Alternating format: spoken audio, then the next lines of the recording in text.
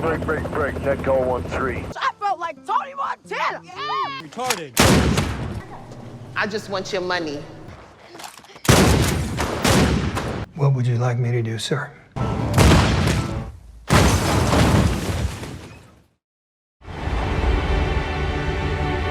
The movie opens with Perfidia Beverly Hills walking past an immigration detention center. She meets other revolutionaries of the group, the French 75, by the US-Mexico border. Among the other members are her boyfriend, Pat Calhoun, Deandra, Mae West, Laredo, and Jungle. They all organize a plan to break into the detention center. No more talk about this. All right, let's go. Let's fucking go. Gate guard secure.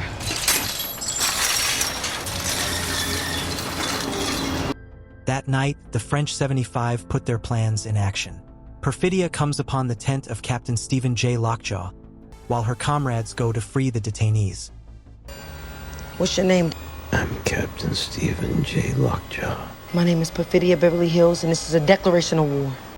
Perfidia forces Lockjaw to walk out of his tent with an erection. As the group completes their goal, they start shooting off fireworks.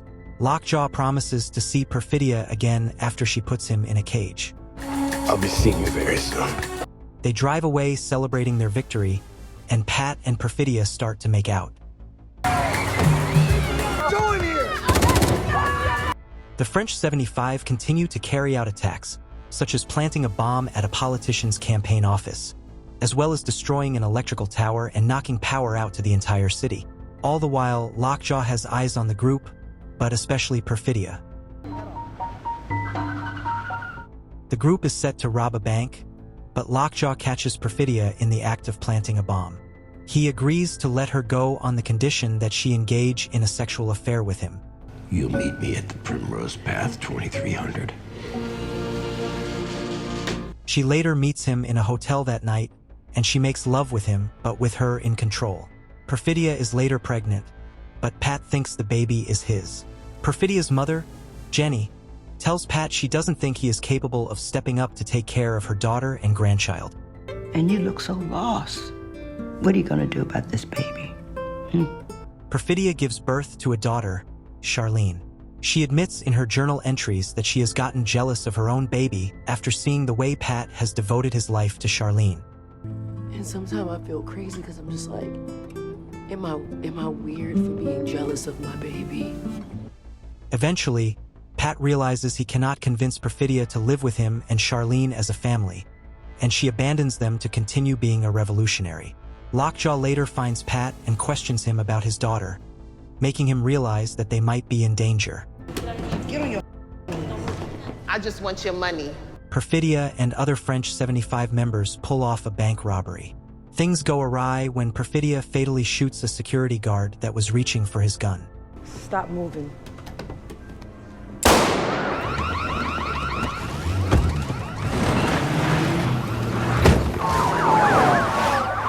After a car chase through the city, Perfidia is forced to go on foot until Lockjaw and his goons capture her. He tells her she can go free if she gives up the other 75 French members. Realizing he and Charlene are in danger, I can give you the embrace of the federal government. You've got to tell me where they are and their names. Memorize everything in this envelope, burn it when you're done. These are the new names and socials. Right, so who are we supposed to be You are here? Bob and Willa Ferguson. It's a mother and son who died in childbirth last month. Pat arranges to take Charlene to a sanctuary city, Backton Cross, and they now live as Bob and Willa Ferguson.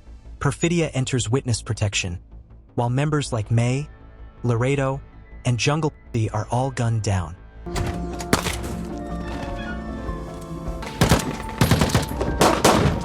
When Lockjaw goes looking for Perfidia, she has already escaped and made her way to Mexico.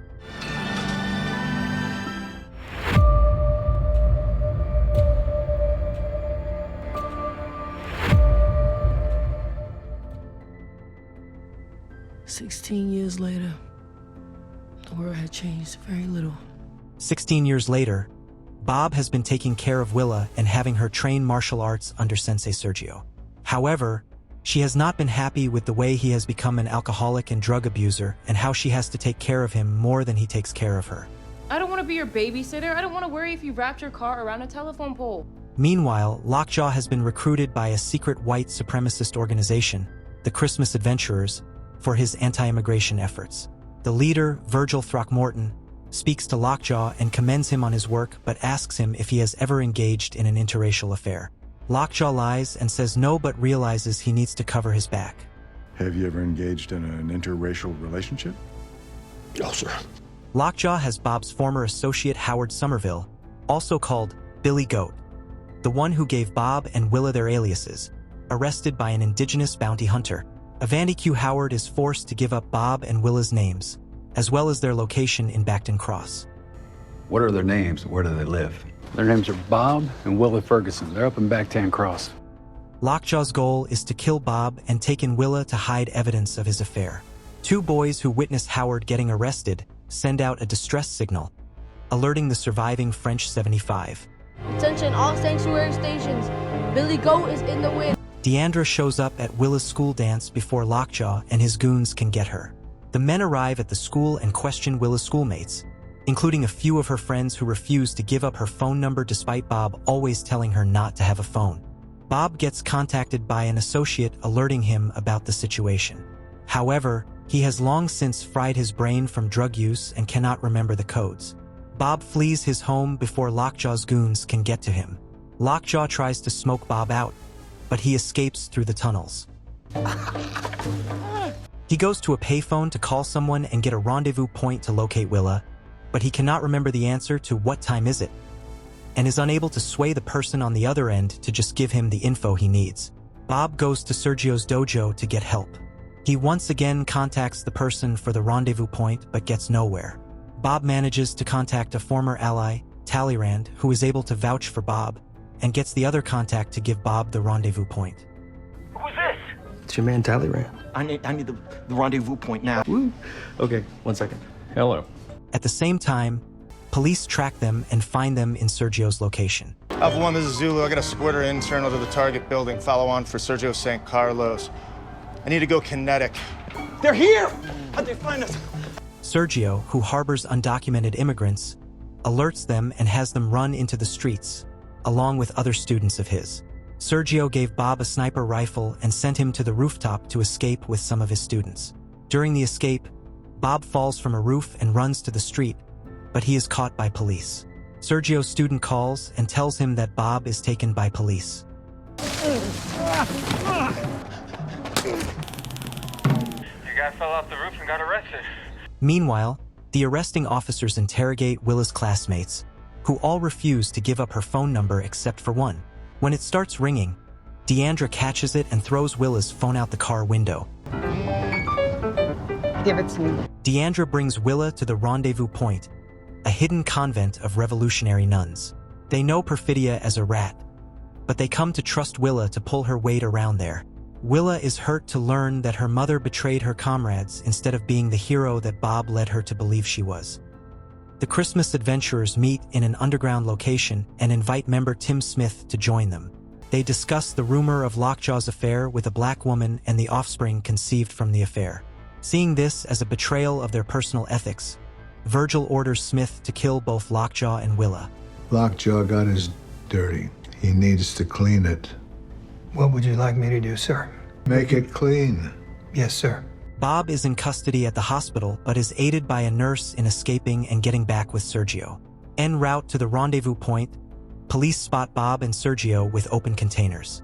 Sergio speeds up and gives Bob an opportunity to exit the moving vehicle, but Bob gets too nervous to jump, and Sergio has to force him out. Sergio gets arrested while Bob gets away on foot. Do you have any weapons on you, sir? No, sir. Bob hotwires another car and makes his way to the convent. Lockjaw and his goons manage to track down the convent first and raid it. He grabs Willa and forces her to undergo a DNA test, which eventually confirms that Lockjaw is her biological father, something that devastates Willa. He has Avenge take Willa so that he can dispose of her. Avenge brings Willa to a location with other gunmen, but he draws the line at harming minors, so Avenge kills the rest of the gunmen and takes a fatal bullet himself. That firewire's retarded. Willa takes his car and starts to drive away.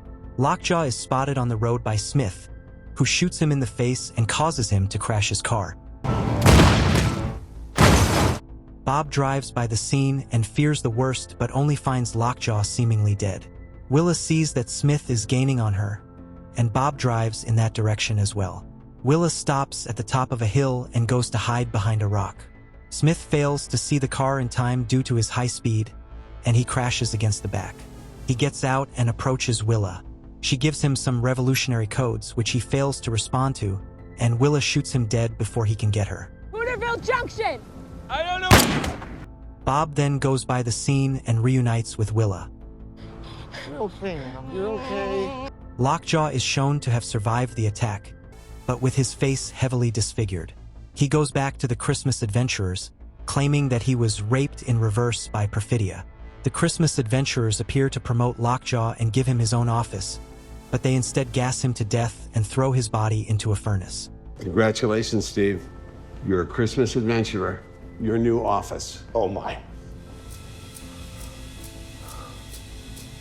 Bob and Willa return home.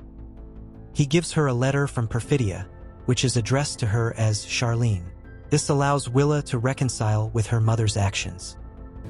It's a letter from your mom. Dear Charlene, hello from the other side of the shadows. She listens on the radio to news of a protest happening hours away in Oakland.